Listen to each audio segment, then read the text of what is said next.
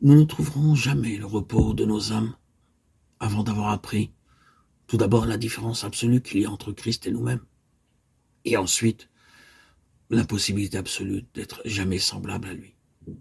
Parce que nous pouvons découvrir en nous-mêmes par ce que nous pouvons produire ou accomplir par nous-mêmes. Ce n'est pas en nous. Ce ne sera jamais parce que nous sommes en nous-mêmes. Il vaut donc mieux désespérer de nous-mêmes, une fois pour toutes. Ces deux choses sont fondamentales. Fondamentales.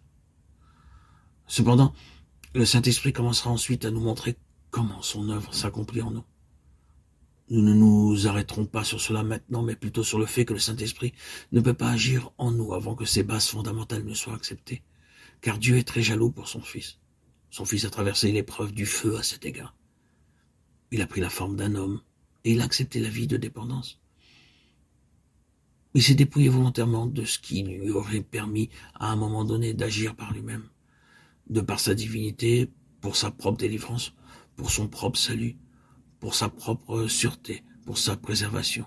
S'étant dépouillé de ce droit, il a dit « J'abandonne tous mes droits et mes prérogatives et les pouvoirs de ma divinité pour ce temps présent, et j'accepte la position de l'homme et sa dépendance absolue à l'égard de Dieu. Mon Père, j'affronterai sur ce niveau humain tout ce que l'homme a jamais eu à affronter. Cela ne signifie pas qu'il se fût dépouillé de sa divinité, mais des droits de sa divinité pour ce temps présent.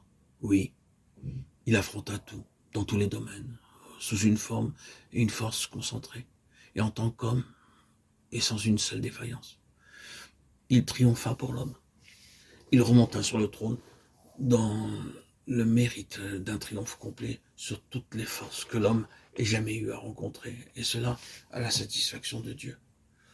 Pouvons-nous penser qu'après tout cela, Dieu puisse négliger son Fils et tout ce qu'il a accompli pour l'homme, et dire « Faites simplement de votre mieux, et cela me satisfera ».